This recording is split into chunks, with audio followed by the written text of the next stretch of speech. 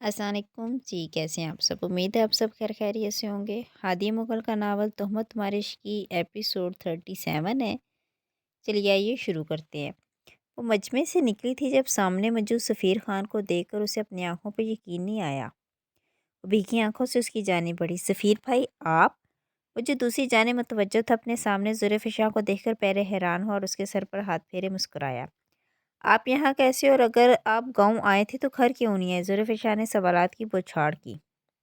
मैं ज़ैन चौधरी मतलब मखदूम चौधरी के बेटे की सरदारी की तकरीब में आया था। ज़ैन मेरा काफ़ी अच्छा दोस्त है। कल तुम्हारी तरफ ही आने वाला था लेकिन इसने वहीं रोक लिया। ज़ैन चौधरी जो नए सरदार हैं? ज़ुल्फ़िकार ने धड़कनों को संभाले पूछा, जो इसका नाम सुनते ही शोर मचाने लगी थी। हाँ वही ज़ैन चौधरी। और तुम यहाँ क्यों आई, और मामू कहाँ हैं? ज़ुल्फ़िकार नज़र चुरा के रह गई। मामू को बिना बताए आई हो? सफ़ीर ने मसनूई संजीदगी से पूछा। ज़ुल्फ़िकार ने झीम कर सर हिलाया तो सफ़ीर ने उसके सर पर चप लगाई। अब घर जाओ, आइंदा अकेले बाहर मत आना। वह सर अस्पात में हिलाती घर के रास्ते की जानिब बढ़ गई थी। बीबी जी आपसे मिलने कोई आया है। मुलाजमा ने आकर इतला दी तो वह हैरान हुई थी। मुझसे मिलने कौन? वह सवालिया निगाह से उसे देखने लगी।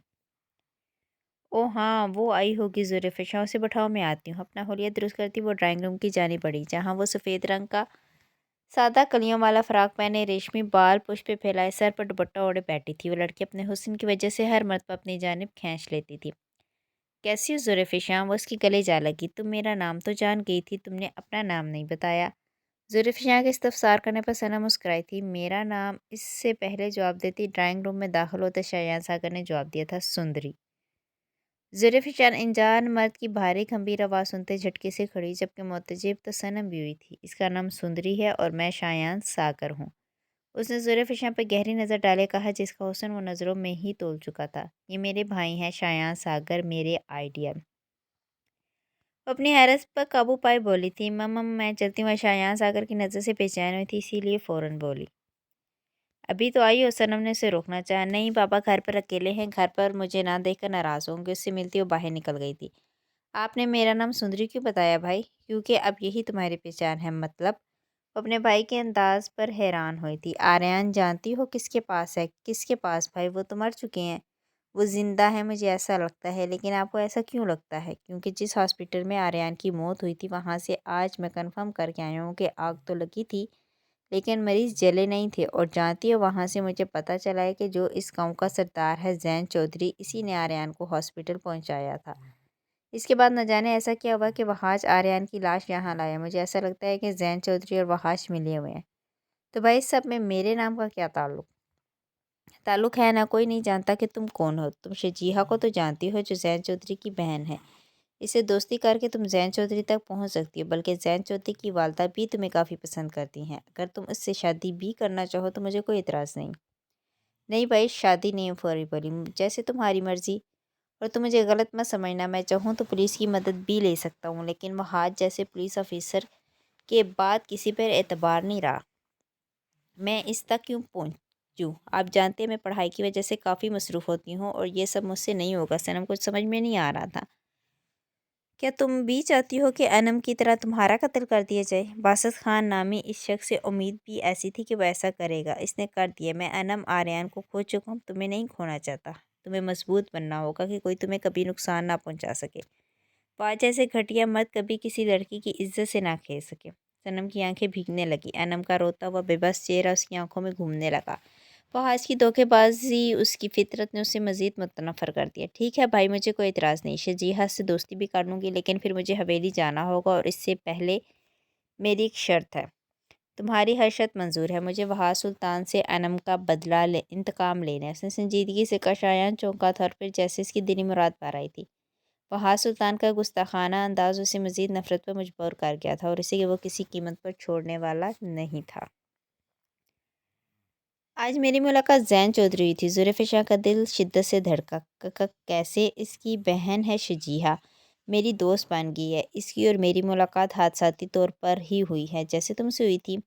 तुम्हारी तरह वो भी बहुत प्यारी है। तो आज मैं बाग में गई थी जहाँ वो भी आए थे। भाई की वजह से मैं छुप कर मिलती हूँ क्योंकि इनके दरमियान ताल्लुकात बेहतर नहीं है। सनम अपनी दिल में बोल रही थी जबकि ज़ुल्फ़िकार का दिल बेख्तियार हुआ था। तुम इन्हें पसंद करती हो? ज़ुल्फ़िकार ने बेचैनी से पूछा। हाँ अच्छा है वो शख्स, और अगर किस्मत में हुआ तो हम मिल ही जाएंगे। वो आसमान को देखे बोली। दिमाग में शायान सागर की बातें ताज़ा थी। तुम्हारा भाई मान जाएगा? जुल्फ़िकार ने पूछ लिया, पर दिल बेकरार होने लगा था। हाँ, इन्हें भला क्या एतराज़ होगा? जुल्फ़िकार के दिल ने फौरी जैसे नफ़ी की थी, पर वो सनम को कहकर उसे नाराज़ नहीं कर सकती थी। सनम की हवेली में वो आ तो जाती थी, लेकिन इसने इस बारे में बाबा या किसी को नहीं बताया था। इसे अक्सर औकात शायान सागर की नज़र चुभती थी, लेकिन सनम की मुखलिस तबीयत ने इनकी दोस्ती को मजबूत कर दिया था। सफ़ीर खान जब से गाँव शिफ्ट हुआ था, ज़री एहतियात बरतने लगी थी। वो दोनों अपनी बातों में मसरूफ़ थे जब शायान सागर की गाड़ी पोर्च में रुकी थी। जुल्फ़िकार का दिल बेकरार होने लगा। इस शख्स से हमेशा उसे खौफ ही आता था। तभी वो सनम से मिलकर हवेली से निकली, ताकि इस शख्स के अंदर आने से पहले यहाँ से चली जाए, लेकिन बुरा हुआ कि वो शख्स उसे रोक चुका था। रास्ता दे मुझे जाना है। उसने अपना आंचल दुरुस्त किया। सुंदरी चाहती है मैं तुमसे शादी करूं। उसने गोया जरी की समात पे बम फोड़ा। इसने फैली आंखों से शायान सागर को देखा, जिसकी आंखों में उसे साफ हवस नजर आई थी। मामा मैं ऐसा नहीं चाहती। वो कदम पीछे लिए बोली, लेकिन शायान उसकी कलाई जकड़कर से अपनी जानिब खींच चुका था। वो तड़प ही तो गई थी, लेकिन शायान उसकी कमर के गिर्द अपना मजबूत बाजू फैला चुका था। इतनी खूबसूरत हो तुम तो किसी का भी ईमान डगमगा सकती हो, और मुझे तो वैसे ही साफ शफाफ चीज़ें पसंद आती हैं। उसने जरी की उलझी लट कान के पीछे उड़सी थी। शायान छोड़े मुझे, वो सिलक कर बोली, जबकि शायान ने गिरफ्त मजीद सख्त की। मेरे सामने ज़ुबान चलाने वालों की मैं ज़ुबान काट देता हूँ, लेकिन तुम जैसी हसीन परी के साथ मैं ये ज्यादती नहीं कर सकता। उसके चेहरे की जानिब झुकने लगा, लेकिन सुंदरी की आवाज़ पर शायान बदमज़ा हुआ। जुल्फ़िकार को फौरी आज़ाद किया। वो खौफ से चंद कदम पीछे खिसकी और गहरी सांस लेने लगी। भाई आप अंदर नहीं आए? सुंदरी ने जुल्फ़िकार को देखा। आ ही रहा था, लेकिन फिर ये मिल गई। वह हसीन नरमी से बोला, जबकि सनम मुस्कुराई थी। तुम गई नहीं जुल्फ़िकार? उसने शरारत से कहा। बस जा रही थी। और बमुश्किल बोलती वहाँ से निकली थी। मुझे लगता है वो आपको पसंद करने लगी है। सुंदरी ने कयास राय की तो शायान ने इसके सर पर चिप्स लगाई और अंदर बढ़ गया, लेकिन वो क्यूम चौधरी से इसकी लड़की के बारे में बात करने की ठान चुका था। चंद दिन अमानी से गुजरे जुल्फ़िकार दोबारा सनम की हवेली में नहीं की थी। शायान को वो गलीज़ अंदाज उसे खौफज़दा कर गया था। वहीं दूसरी जानब शायान ने उसकी चंद तस्वीर जो उसने सनम के साथ ली थी माइकल को सेंड की, जो इसकी खूबसूरती पर मर मिटा था और इसके हुस्न का अच्छा खासा मुआवजा देने को तैयार था। माइकल को शायद वो ज़्यादा ही पसंद आ चुकी थी, तभी वो इसके साथ सबसे महंगी डील के लिए भी तैयार हो चुका था। कयूम चौधरी से वो फिलहाल मिल नहीं सकता था, क्योंकि वो मुल्क से बाहर गए हुए थे, जहाँ से वो एक हफ्ते तक वापस आने का इरादा कर चुके थे। लेकिन माइकल के साथ ये डील बिल्कुल भी छोड़ना नहीं चाहता था, जिसमें कयूम चौधरी को भी दोहरा फ़ायदा होता। तुम्हारी दोस्त नहीं आई? काफ़ी दिन हो गए। सुनती जब भी बाहर से आई थी, शायान के सवाल पर ठटकी थी। क्यों, आप उसका इंतज़ार कर रहे थे? वो शरारत से गोए। शायान ने मसनूई खफकी से उसे देखा। आ जाएगी, कल मैं इसके घर जाने वाली हूँ। मेरा दिल चाह रहा है बस जल्दी से वो आपकी दुल्हन बनकर आ जाए, और फिर मैं भी अपना काम मुकम्मल करके बहार सुल्तान को बर्बाद कर सकूँ। शायान महज मुस्कुराया था। सना बेगम जो लॉन्च में आई थी, पल में पथरा कर आएगी, यानी शायान ने इसे भी बर्बाद करने का इरादा कर लिया था। चंद दिन पहले ही इन्हें अपने शहजादे बेटे की हकीकत पता चली थी, जब वह जमाल मलिक से अनम और आर्यान की बातें कर रहा था। जमाल मलिक को तो गोया इनके मरने का कोई अफसोस नहीं हुआ था, जबकि सना बेगम के कदमों से ज़मीन खिसकी थी। इतनी भयानक हकीकत, अपनी ही औलाद को मार दिया। इन्हें सांस लेने में मुश्किल होने लगी थी, लेकिन वो इस हकीकत को पूरी तरह दबा गई थी, महज सनम की खातर, कहीं वो इसे बर्बाद ना कर दे। लेकिन वो तो पहले ही शायान के काबू में आ चुकी थी। तुम हवेली क्यों नहीं आती? वो आज ज़ुल्फ़िकार के घर आई थी। यहाँ आना उसे थोड़ा नागवार तो लगा था, लेकिन अपने भाई की खातिर उसे आना ही पड़ा था। मेरे पेपर्स हो रहे थे, इसी शहर गई हुई थी। उसने बहाना गढ़ा था, जबकि सुंदरी मसनूई सा नाराज़ हुई। कल तुम हवेली आओगी, और हाँ, कुछ दिन में मेरे मामा पापा तुम्हें मांगने के लिए आने वाले हैं। सुंदरी ने गोया इसकी जान हल्का की थी। किस लिए? मेरे भाई के लिए। सुंदरी ने उसकी जबी को छुए शरारत से कहा। लेकिन मैं मजीद कुछ कहती जब बाहर सफ़ीर खान की आवाज़ पर वो दोनों चौंकी थी। जरी उठकर बाहर निकली। सनम ने भी उसकी पैरवी की थी। ये तुम्हारा कज़न है? सनम ने सफ़ीर को देख के इस्तफसार किया। हाँ, ये मेरे बड़े भाई हैं। ज़ुल्फ़िकार के लहजे में मिठास सिमटी थी, जबकि इस शख्स को देखकर उसे अनम के कातर की याद आई थी। वो भी तो इससे मिलता जुलता था। उसने काफ़ी अर्सा पहले उसे देखा था, लेकिन वो इसे भूल नहीं पाई थी। इनका कोई भाई है? सुंदरी ने हैरत से पूछा। हाँ, वो कहीं चले गए। ज़ुल्फ़िकार के लहजे में उदासी सिमटी। वो दोनों वापस कमरे में आ गई थी, जबकि सनम ने अपनी कैफियत छुपाई थी। तुम कल हवेली ज़रूर आना, और मैं कोशिश करूँगी कि अम्मी अब्बू को जल्दी भेज दूँ। सनम की बात पर ज़ुल्फ़िकार को एक नई फ़िक्र ने घेरा था। سندری میری بات سنو، وہ کہنا چاہتی تھی لیکن سندری نے اسے روک دیا تھا۔ تم ضرور آنا، میں انتظار کروں گی، اس سے ہاتھ ملاتی وہ باہر نکل گئی۔ کچھ ہی دیر بعد سفیر اندر آیا تھا۔ تم شایان ساگر کی حویلی کیوں جاتی ہو اور اس لڑکی سے تمہاری دوستی کیسے ہو گئی؟ اس نے بنا تمہید باندھے سنجیدگی سے سوال کیا۔ زلیخا کا حلق خشک ہوا۔ سفیر سے اسے ویسے ہی ڈر لگتا تھا۔ بھائی میں ایک تقریب میں ملے تھے، اس نے نگاہ چرائے کہا۔ آج کے بعد تم وہاں نہیں جاؤ گی ورنہ مجھ سے برا کوئی نہیں ہوگا۔ وہ حکم دیتا باہر نکلا جبکہ زوری پرسوسی دروازے کو دیکھتی رہ گئی تھی۔ جس دن سے تم حویلی سے ہو کر آئے ہو تمہارے رنگ بدلے ہوئے ہیں، زین سے سفیر کو دیکھ کے پوچھا۔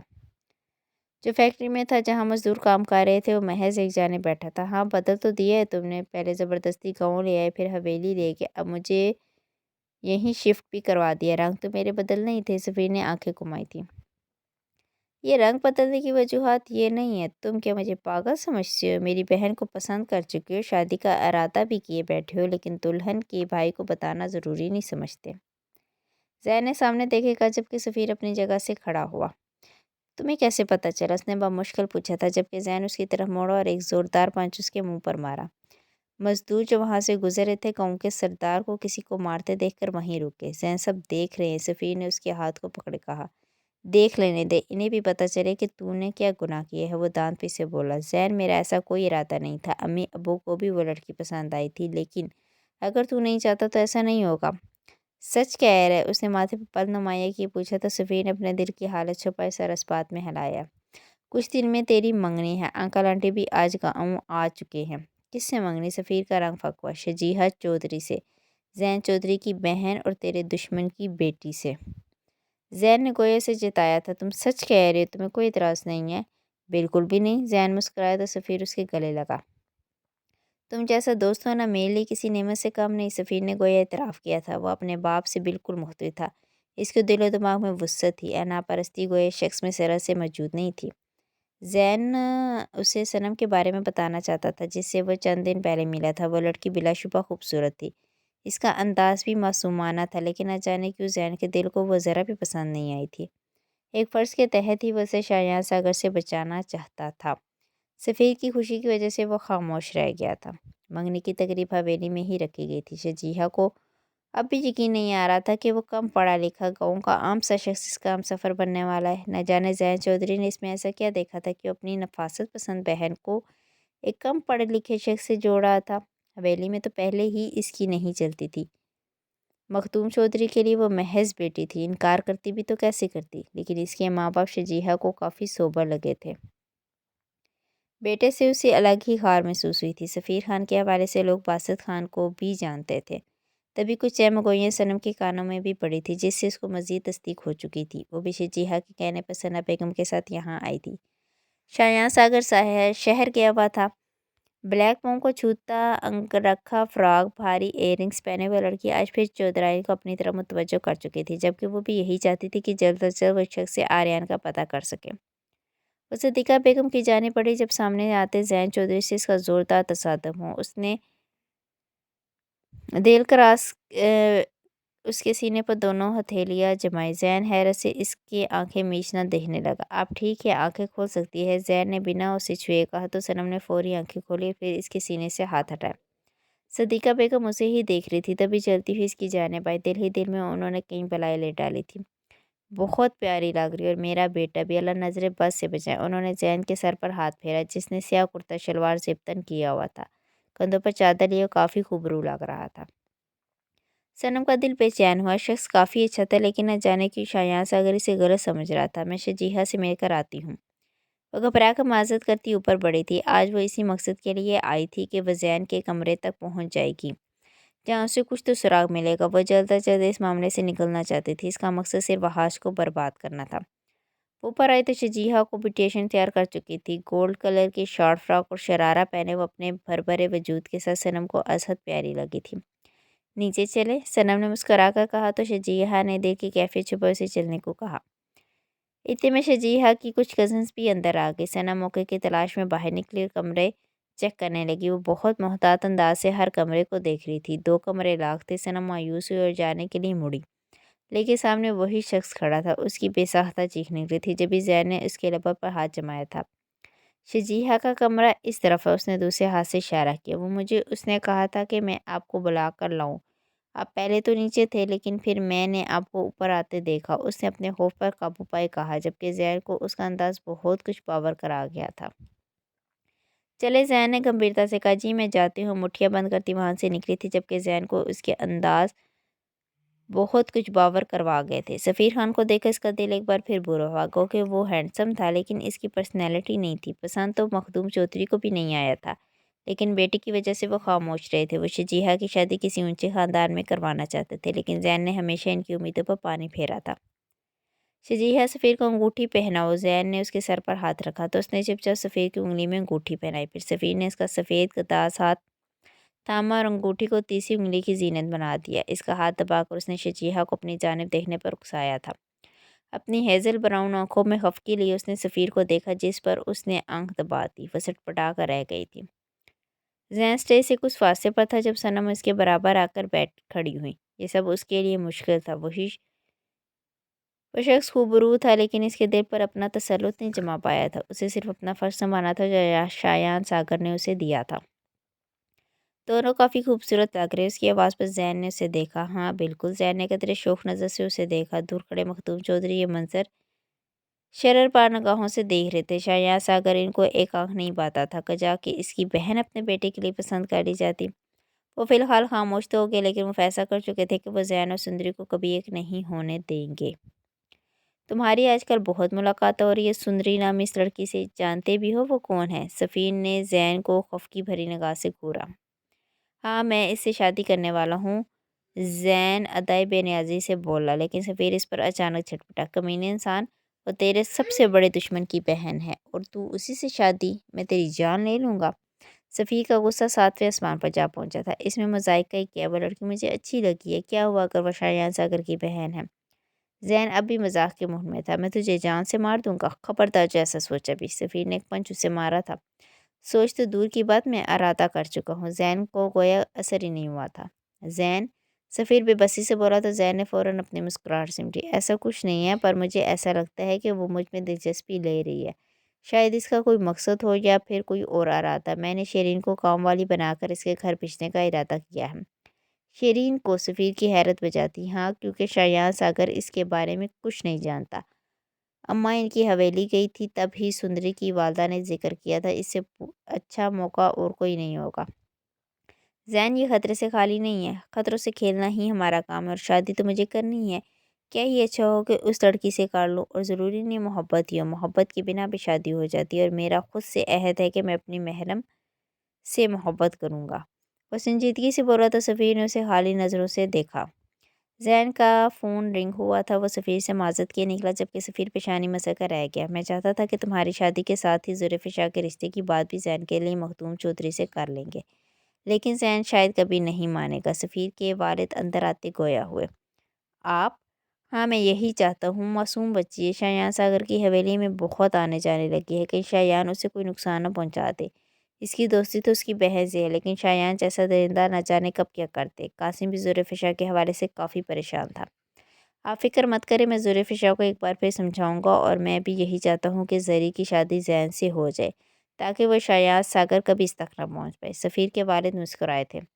اللہ تمہیں خوش رکھے، اب جلدی سے گھر میں بہو لے آؤ، میرا بڑا ارمان ہے کہ اس گھر میں بھی خوشیاں لوٹ آئیں۔ تمہاری ماں باسط کی وجہ سے بہت پریشان رہتی ہے، لیکن ایک بار ہم اس سے نہیں مل سکتے؟ ان کی اداسی کو بھانپے سفیر چند پل خاموش رہ گیا۔ مجھ سے ملنا نہیں چاہتا، آپ سے شاید مل لے، وہ ایک دن تم سے ضرور ملے گا۔ سفیر نے سر اس بات میں ہلایا۔ کل آپ اور امی ڈرائیور کے ساتھ چلے جائیے گا، مجھے فیکٹری کا کام دیکھنا ہے اور میں نہیں چاہتا کہ کسی کو شک ہو۔ اللہ میرے بیٹے کو ہمیشہ خوش رکھے۔ انہوں نے سفیر کو گلے لگایا تھا۔ باسط یزدان نے اسے پکارا جو ضروری فائلز دیکھنے میں مگن تھا۔ اس کی آواز پر سیدھا ہوا۔ باس آپ؟ ہاں کام تھا تم سے، اس نے نظریں چرائے کہا۔ بولیں باس، کیا کام تھا؟ باسط نے حیرانگی سے استفسار کیا۔ تمہارے ماں باپ تم سے ملنا چاہتے ہیں اور تم ان سے ملو گے، خبردار جو تم نے انکار کی، یزدان نے سختی سے کہا تو باسط لب پیچ کے رہ گیا۔ اس سارے عرصے میں باسط اور یزدان ایک دوسرے کا سہارا بن گئے تھے۔ باس میں نہیں ملوں گا۔ تم کل ہی جیل جا رہے ہو جہاں میں اور تم دوبارہ ایک ساتھ ہوں گی، کیونکہ یہاں انہیں لانا خطرے سے خالی نہیں ہوگا۔ باس وہ ضد چھوا۔ باسط سر آپ چلے جائیں، روز نے اندر آتے کہا تو باسط نے ناک کوڑے سے دیکھا۔ روز بالکل ٹھیک کہہ رہی ہے۔ یزدان نے بھی روز کی تائید کی۔ ٹھیک ہے، مل لوں گا، اس نے ہاتھ کھڑے کیے کہا، جبکہ یزدان روز کو دیکھ کے مسکرایا۔ روز کو وہ اپنے ساتھ مینشن لے آیا تھا جہاں وہ کچھ عرصے تو خوفزدہ رہی، پھر ماحول کی عادی ہونے لگی۔ وہ معصوم سی لڑکی نوفل یزدان پر شک کر ہی نہیں پائی تھی، لیکن اس نے کئی مرتبہ آریان کا پوچھا جس کا جواب یزدان کے پاس نہیں تھا۔ دل تو اس دن ہی امید توڑ گیا تھا جس دن یزدان نے کہا تھا کہ وہ چلا گیا ہے، لیکن نہ جانے کیوں اسے یقین بھی نہیں آتا تھا کہ وہ اسے چھوڑ گیا ہے۔ اس مینشن میں گویا ایک نئی روز آئی تھی جسے یزدان نے مسلمان ہونے کی دعوت دی تھی، جو اس نے بخوشی قبول کی، اور اس کا نام روزینہ بھی یزدان نے رکھا تھا۔ نہ جانے کیوں وہ لڑکی اسے پریحان کی یاد دلاتی تھی۔ اس نے کبھی کہا نہیں تھا، لیکن اس کا انداز بہت کچھ کہتا تھا۔ نوفل یزدان کی نرم طبیعت، اس کا دھیما انداز کا وہ شخص روز کے لیے فرشتہ بن کر آیا تھا۔ یہیں اس کی ملاقات زین چودھری سے ہوئی تھی، جو کہ آریان کی وجہ سے وہاں رہتی تھی۔ اسے وہاں کے راستوں اور کسی کے بارے میں نہیں پتا تھا۔ وہ تفتیش کے سلسلے میں بھی اس سے ملا تھا، لیکن پھر وہ کبھی کبھار آنے لگا تھا۔ روز کو وہ شخص کافی سنجیدہ لگتا تھا، تبھی وہ اس سے ہمیشہ فاصلے پر ہی رہتی تھی۔ رفتہ رفتہ وہ اس ماحول کی عادی ہونے لگی تھی۔ آریان کون تھا وہ یہ بھی بھولنے لگی تھی۔ بس اب اسے یزدان کے لیے جینا تھا، جو اس کو جہنم سے نکال کر جنت جیسی دنیا میں لے آیا تھا۔ وہ اس شخص کے احسان کبھی نہیں اتار سکتی تھی، تبھی اپنی زندگی نوفل یزدان جیسے شخص کے حوالے کرتی تھی، جہاں اسے باسط جیسا بھائی بھی ملا تھا اور بہت سی دوستی بھی غرض اسے سب مل گیا تھا۔ اب کسی چیز کی تمنا نہیں تھی، اس سرچائی کی بھی نہیں جسے وہ شدت سے چاہنے لگی تھی، جو اسے چھوڑ کر بنا بتائے چلا گیا تھا۔ اپنی ماں کی یاد نہیں آتی؟ اس نے اپنی امی کی جانب دیکھا تو آنکھیں سرخ تھیں۔ نہیں آتی۔ وہ صفاقی سے جھوٹ بول گیا، لیکن ماریا خاتون آگے بڑھ کر اسے خود سے لگا گئی، جبکہ باسط کا ضبط بھی ٹوٹا تھا۔ میں نے قتل نہیں کیا تھا امی، میں بس اس لڑکی کو بچا نہیں پایا تھا۔ میرا قصور یہ ہے کہ آپ کا بیٹا بہت کمزور ہے۔ وہ سسکتے ہوئے بولا تو یزدان کی آنکھیں بھی نم ہونے لگی۔ پریحان کی یاد شدت سے آئی تھی، اور پریحان کی یاد اسے تعبیر کے حوالے سے بھی بے چین کر گئی تھی، پر وہ سر جھٹک گیا۔ مرد روتے نہیں ہیں باسط خان، یزدان اس کے کندھے پر ہاتھ رکھ کے کہا، جبکہ باسط کے والد بھی اس لڑکے کو دیکھ کر مسکرائے جو ان کا مسیحا بنا ہوا تھا۔ یزدان کو وہ زیادہ نہیں جانتے تھے، لیکن سفیر نے یہ اطمینان دے دیا تھا کہ وہ جس شخص کے ساتھ ہے وہ بہت ایماندار اور نڈر شخص ہے، جو باسط پر آنچ بھی نہیں آنے دے گا۔ تمہارا احسان ہے کہ تم نے میرے بیٹے کی حفاظت کی، اللہ تمہیں اس کے بدلے بہت نوازے گا۔ باسط کے والد نے یزدان کو سینے سے لگائے کہا، جبکہ یزدان ایک بار پھر ماضی کے دھندلکوں میں کھو گیا۔ کیا ہوتا اگر سادان پری کو نہ مارتا تو آج وہ ان کے درمیان ہوتی، وہ اپنے باپ کے پاس ہوتا۔ غرض اس نے خسارے ہی تو پائے تھے۔ باسط کی وجہ سے آپ نے بالکل بھی پریشان نہیں ہونا، اس کی حفاظت اللہ کے بعد میری ہے۔ اس نے باسط کے کندھے کو تھپکا۔ باسط نے تشکر سے اسے دیکھا تھا۔ اپنے مینشن کے راز وہ اسے بھی شامل کر چکا تھا۔ دنیا کو دکھانے کی خاطر اس نے معافی کی اپیل کی تھی۔ یہ بھی زین کا ہی مشورہ تھا، تاکہ اگر شہناز آگے کبھی باسط تک آئے تو کسی شبہ کا شکار نہ رہے۔ کچھ ہی دن میں اس کی رہائی ہو جاتی۔ ایک فلیٹ سفیف اس کے لیے خرید چکا تھا، جس کے پیپرز اور چابی زین کے ذریعے ہی اس تک پہنچے تھے۔ اپنے والدین سے مل کر اس کی تشنگی تو کم نہیں ہوئی تھی، لیکن دل تھوڑا پرسکون ہو چکا تھا۔ وہ جیل سے نکلے تو باسط نے آگے بڑھ کر ایک بار انہیں سینے سے لگایا۔ سفیر کو معاف کر دینا، باسط کے والد سیاست سے گویا ہے۔ پریشان مت ہو انکل، بہت جلد یہ سفیر خان سے ملے گا، بلکہ اس کی شادی میں بھی شامل ہوگا۔ یزدان نے باسط کو دیکھا تو اس نے منہ بگاڑا تھا۔ اس کے والدین مسکراتے ہوئے چلے گئے، لیکن باسط کو بے قراری ضرور دے گئے تھے۔ سفیر کے ہاتھ سے فون زمیں بوس ہوا، جبکہ زین جو اس سے ملنے آیا تھا اس کے فق چہرے پر کھڑا دیکھ کر اسے ہونے کا احساس ہوا۔ کیا ہوا سفیر؟ امی ابو کا انتقال ہو گیا، شہر سے آتے ہوئے ان کا ایکسیڈنٹ ہوا اور وہ دونوں۔ مزید وہ کچھ بول نہیں پایا، جبکہ زین نے اسے شدت سے خود میں بیچ لیا۔ سفیر کے آنسو گالوں پر بہنے لگے۔ ابھی تو انہوں نے سفیر کی خوشیاں دیکھنی تھی، باسط کی رہائی پر جشن منانا تھا، لیکن سب کچھ تباہ و برباد ہو گیا تھا۔ زین، باسط کو بتا دو۔ اس نے زین کو خود سے دور کیا اور باہر کی جانب بھاگا۔ ایمبولینس 2 گھنٹوں میں اس کے گھر کے سامنے آ رکی تھی۔ جس وقت سے اس نے ان کی لاشوں کو گھر میں رکھا، زین پل پل گواہ تھا۔ مخدوم چودھری شجیحہ سب آ چکے تھے، ایک احرام برپا ہو چکا تھا۔ باسط بھی آ چکا تھا، جس کی حالت نہایت دگردوں تھی۔ اب چند گھنٹوں پہلے ہی تو وہ اس سے مل کر گئے تھے۔ اتنی جلدی ساتھ چھوڑ جائیں گے اسے ذرا بھی اندازہ نہیں تھا۔ ان کی وفات نے گویا سفیر اور باسط دونوں کو ایک بار پھر توڑ دیا تھا۔ سفیر کو اس وقت سہارے کی ضرورت تھی، لیکن باسط کا غم شاید زیادہ بڑا تھا۔ وہ بنا ماں باپ کے ایک عمر سزا کاٹتا آیا تھا، اور اب وہی اسے چھوڑ کر چلے گئے۔ اسے وہاں رکنا فضول ہی لگا، اسی لیے وہ جم میں बैठ गया। वो पुलिस के साथ जेल वापस जा रहा था जहाँ से उसे दोबारा मेंशन जाना था। वह गाँव की हदूद से निकला जब एक गाड़ी इसकी जीप के सामने रुकी थी। उसने इंस्पेक्टर को देखा जो उसके साथ बैठा था। हिलना मत, मैं देखता हूँ। वो गाड़ी से उतरा। बासित की देखने लगा जब गाड़ी में आकर शायान सागर बैठा था। बासित का खून खोला था। तुम्हारे माँ बाप मर के बहुत अफसोस हुआ। उसने तासुर से सर हिलाया जबकि बासित हाथ में हथकड़ियाँ लगी होने के बाद जब्त किए बैठा रहा। दुख तुम्हारा छोटा नहीं है, मैं समझ सकता हूँ, लेकिन क्या किया जा सकता है? तुम चाहो तो मैं तुम्हारे भाई सफ़ीर खान को अच्छा खासा सहारा दे सकता हूँ। अपनी बकवास बंद करो, मैं तुम्हारा मुंह तोड़ दूंगा। शायान सागर ने उसकी बेबसी पर कहका लगाया था। ओ सॉरी, मुझे इस वक्त हंसना नहीं चाहिए क्योंकि इस वक्त तेरा गम ताज़ा है। मसनूई अफसोस से बोला जबकि बासत बेबसी से मुठियाँ भींचने लगा। खैर छोड़ो सारी बातें। जुल्फ़िकार कासिम खान तुम्हारी कज़न है ना? बासित का हालत खुश हुआ। वह कैसे जान गया था कि वो इसकी कज़न है? उसे कुछ मत करना, मैंने तुम्हारी सच्चाई किसी को नहीं बताई। शायान उसकी तरफ देखना भी मत। वो हेलो हुज्जत किए चीखा था। नहीं करूँगा तो कुछ नहीं, बस मेरी बहन चाहती है कि मैं उससे शादी कर लूँ। उसने शहद रंग आंखों में तमस्कुर भरे से कहा, मैं तुझे जिंदा दफन कर दूंगा, मेरी बहन है वो धाड़ा जबकि शायान महज उसे देख कर तमस्कुर से मुस्कुराया। शायान इसे बर्बाद मत करना, खुदा का वास्ते से कुछ मत कहना, वो बसी से बोला जबकि इस काया पलट पर मुस्कुराहट पर शायान की भी सिमटी थी। वो चंद पल उसे देखते रहा फिर सर झटक कर जीप से उतर गया। शायान उससे कुछ मत कहना, वो एक बार फिर धाड़ा था, लेकिन शायान अपनी आंखों पर ग्लासेस सेट के वहां से निकला था। गोया इसकी बात का कोई असर ना हुआ हो। सनम की कॉल आना उसे परेशान कर गया था। सफ़ीर के वालिदैन की मौत की वजह से इनकी मुलाकात नहीं हुई थी, लेकिन अब उसने बाबा के नंबर पर कॉल की थी। कासिम खान उससे नाराज़ भी हुए थे। इन्हें ये दोस्ती वगैरह ज़्यादा पसंद नहीं थी। जुल्फ़िकार को नई फिक्र ने घेरा था। एक तो जैन चौधरी का ख्याल, दूसरा सुंदरी का झुकाव। इस शख्स की जानिब होना गर्ज वो उलझ गई थी।